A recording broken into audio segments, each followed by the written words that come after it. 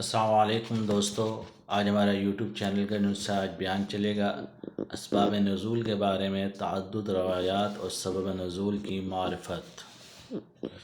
مطالعہ تفصیل کے دوران قاری کو بسا اوقات ایک الجھن کا سامنا کرنا پڑتا ہے، اور وہ یہ کہ مفسرین ایک آیت کے متعدد اسباب نزول بیان کر دیتے ہیں۔ روایات کے اس اختلاف کو دیکھ کے طالب علم الجھن کا شکار ہو جاتا ہے۔ وہ سوچتا ہے کہ آیت ایک ہے، اس کے نزول کے متعدد اسباب کیسے ہو سکتے ہیں؟ یہ اشکال اس وقت زیادہ شدید ہو جاتا ہے جب سبب نزول کے بارے میں نقل شدہ روایات صحابہ، تابعین، تبع تابعین کی ہوں، کیونکہ یہ وہ ادوار ہیں جن کو نبی علیہ السلام نے بالترتیب خیر القرون کہا ہے۔ قاری اس الجھن کا شکار بالعموم اس وقت ہوتا ہے جب وہ خیر القرون کے اہل علم اسلاف کی مخصوص علمی اصطلاحات سے واقف نہ ہوں۔ اصول تفسیر اور اصول فقہ کے علماء نے اس سلسلے میں بڑے کارآمد قواعد بیان فرمائے ہیں، یہاں ان کا خلاصہ پیش کیا جاتا ہے۔ صحابہ رضی اللہ عنہم اور تابعین رحمہ اللہ کی یہ عادت ہے کہ وہ کسی آیت کی تفسیر میں یہ الفاظ استعمال فرماتے ہیں کہ نزلت آیا فی کذا، یہ آیت فلاں مسئلہ یا معاملے کے بارے میں نازل ہوئی ہے۔ ان الفاظ سے بظاہر یہ ابہام پیدا ہوتا ہے کہ وہ آیت کا سبب نزول بیان فرما رہے ہیں، حالانکہ ان الفاظ سے ان کا مقصد ہمیشہ سبب نزول بیان کرنا نہیں ہوتا، بلکہ بسا اوقات ان کا مقصد یہ ہوتا ہے کہ فلاں مسئلہ یا معاملہ آیت کے حکم میں داخل ہے۔ سبب نزول متعین کرنے کے لیے دوسرا اصول یہ ہے کہ اگر ایک روایت صحیح سند کے ساتھ آئی ہو اور دوسری ضعیف یا مجروح سند کے ساتھ، تو صحیح اختیار کیا جائے گا اور ضعیف کو ترک کر دیا جائے گا۔ مثلا سورہ ضحیٰ کی ابتدائی آیات ہیں وَالضُّحَىٰ وَاللَّيْلِ إِذَا سَجَىٰ مَا وَدَّعَكَ رَبُّكَ وَمَا قَلَىٰ، قسم وقت چاشت کی اور رات کی جب وہ چھا جائے کہ آپ صلی اللہ علیہ وسلم کے پروردگار نے نہ آپ کو چھوڑا ہے نہ خفا ہوا ہے۔ اس آیت کے شان نزول میں بخاری رحمہ اللہ، مسلم رحمہ اللہ نے حضرت جندب رضی اللہ عنہ کی روایت ذکر کی ہے کہ ایک مرتبہ رسول اللہ صلی اللہ علیہ وسلم کسی تکلیف کی وجہ سے ایک یا دو راتیں تہجد کی نماز نہ پڑھ سکے۔ اس پر ایک کافر عورت نے یہ طعنہ دیا کہ تمہارے معاذ اللہ شیطان نے تمہیں چھوڑ دیا، اس پر یہ آیت نازل ہوئی۔ دوسری طرف طبرانی رحمہ اللہ اور ابن ابی شیبہ رحمہ اللہ نے حفص بن میسرہ کی نانی خولہ سے، جو حضرت اکرم صلی اللہ علیہ وسلم خادمہ تھیں، یہ روایت نقل کی ہے کہ ایک مرتبہ کتے کا پلا حضرت اکرم صلی اللہ علیہ وسلم گھر میں آ کر چارپائی کے نیچے بیٹھ گیا اور وہیں مر گیا۔ اس واقعے کے بعد 4 دن تک آپ رضی اللہ عنہ پر وحی نازل نہ ہوئی۔ آپ صلی اللہ علیہ وسلم نے مجھ سے پوچھا کہ گھر میں ایسا کیا بات ہوئی جو جبرائیل علیہ السلام میرے پاس نہیں آ رہے؟ میں نے دل میں کہا کہ مجھے گھر کی جھاڑ پونچھ کرنی چاہیے، چنانچہ میں نے جھاڑو چارپائی کے نیچے مار کے صفائی کی تو پلا نکلا۔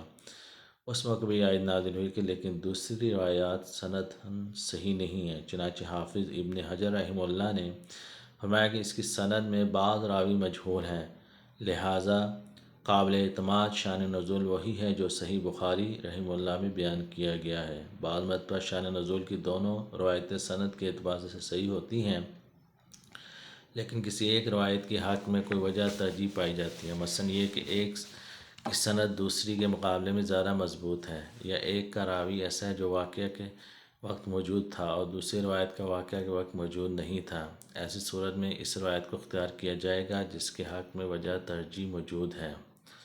الاتقان نے اس کی متعدد مثالیں دی ہیں، وہاں تفصیل دیکھی جا سکتی ہے۔ نیز دیکھیے علوم القرآن از مولانا محمد مالک کاندہلوی، علوم القرآن از مولانا محمد تقی عثمانی، علوم القرآن از مولانا گوہر رحمان۔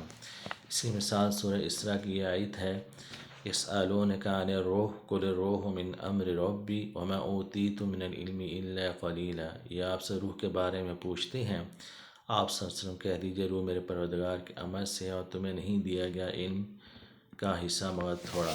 اس آیت کے شان نزول میں ایک روایت کو تو امام بخاری رحمہ اللہ نے حضرت عبداللہ بن مسعود رضی اللہ عنہ سے نقل کی ہے۔ وہ فرماتے ہیں کہ میں مدینہ طیبہ میں نبی کریم صلی اللہ علیہ وسلم کے ساتھ جا رہا تھا اور آپ صلی اللہ علیہ وسلم کھجور کی ایک شاخ کا سہارا لے کر چل رہے تھے۔ اتنے میں آپ صلی اللہ علیہ وسلم کا گزر کچھ یہودیوں کے پاس سے ہوا تو انہوں نے آپس میں کہا کہ حضور صلی اللہ علیہ وسلم سے کچھ سوالات کرنے چاہیے۔ چنانچہ انہوں نے اگر آپ سے کہا کہ ہمیں روح کے بارے میں بتائیے، اس پہ آپ صلی اللہ علیہ وسلم رک گئے اور تھوڑی دیر بعد آپ نے سر اقدس اٹھایا، میں سمجھ گیا کہ آپ سے پر وہی نازل ہو رہی ہے۔ پھر آپ نے فرمایا قل الروح من امر ربی۔ دوسری روایت امام ترمذی رحمہ اللہ نے حضرت ابن عباس سے نقل کی ہے، ایک مرتبہ قریش مکہ نے یہودیوں سے کہا کہ ہمیں کوئی ایسی بات بتاؤ جو ہم ان صاحب حضور اکرم صلی اللہ علیہ وسلم سے پوچھ سکیں۔ ان پر یہودیوں نے کہا کہ ان سے روح کے بارے میں سوال کرو۔ اس پہ یہ آیت نازل ہوئی۔ پہلی روایت سے معلوم ہوتا ہے کہ یہ آیت مدینہ طیبہ میں نازل ہوئی، دوسری روایت سے پتہ چلتا ہے اس کا نزول مکہ مکرمہ میں ہوا۔ سند کے اعتبار سے دونوں روایتیں صحیح ہیں، لیکن پہلی روایت کے حق میں یہ وجہ ترجیح موجود ہے کہ اس کے راوی حضرت عبداللہ بن مسعود رضی اللہ عنہ اس واقعے کے وقت خود موجود تھے۔ حضرت ابن عباس رضی اللہ عنہ کی روایت سے یہ معلوم نہیں ہوتا کہ وہ خود اس واقعے کے وقت حاضر ہوں، اسے حضرت عبداللہ بن مسعود رضی اللہ عنہ کی روایت قابل ترجیح ہے۔ بعض مرتبہ ایک آیت کے اسباب نزول کے بعد ایک سے زائد ہوتے ہیں، یعنی ایک جیسے کئی واقعہ یک کے بعد دیگرے پیش آتے ہیں اور ان سب کے بعد آیت نازل ہوتی ہے۔ اب کوئی راوی اس آیت کے شان نزول میں ایک واقعہ ذکر کرتا ہے اور دوسرا کوئی اور واقعہ ذکر کر دیتا ہے۔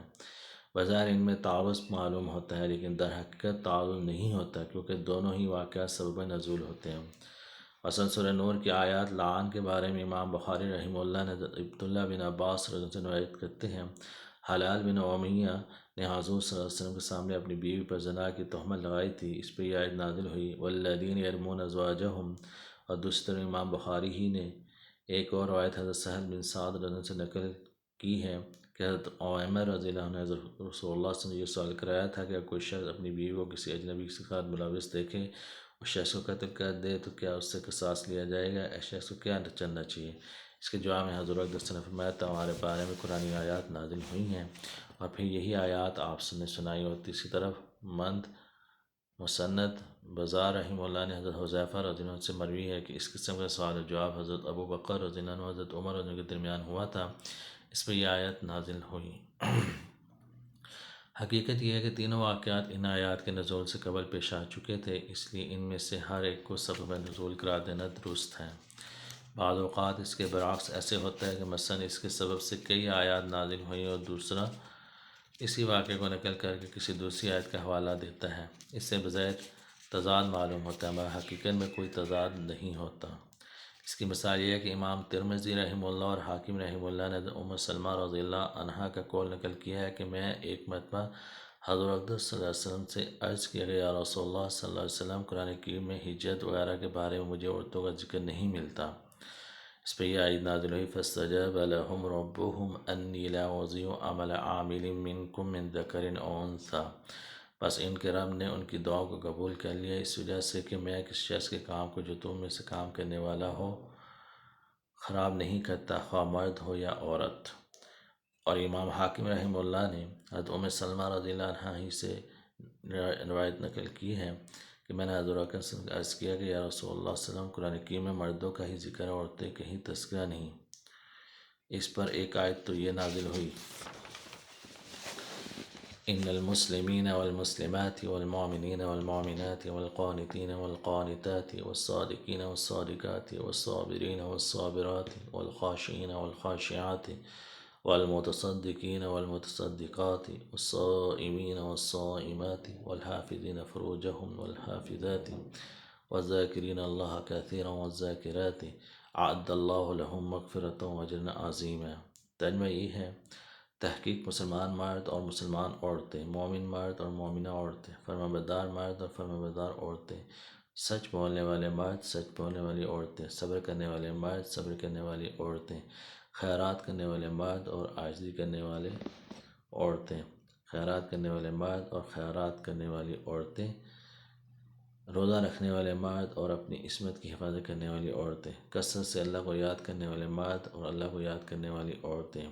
اللہ تعالیٰ نے ان سب کے لیے مغفرت اور زبردست ثواب تیار کر رکھا ہے۔ دوسری آیت نازل ہوئی، اس کا بھی حوالہ دیا انی لا اضیع عمل عامل منکم من ذکر او انثی۔ آج دوستو ہم نے جو آپ سے بیان کیا ہے اس میں قرآن کریم کی سبب نزول کے جو بارے میں ہم نے بیان کیا ہے۔ لاسٹ ٹائم ہم نے آپ نے اسباب نزول کے بارے میں تعدد روایات اور سبب نزول کی معرفت کا ذکر کیا تھا، اور آج ہم نے جو ہے اسی کے بارے میں آپ سے یعنی تفصیلی ذکر کیا ہے اس بارے میں کہ اسباب نزول کے بارے میں تعدد روایات اور سبب نزول کی معرفت کیا ہے۔ اللہ رب العالمین عمل کرنے کی توفیق عطا فرمائے۔ وآخر دعوانا ان الحمد للہ رب العالمین۔ جزاک اللہ۔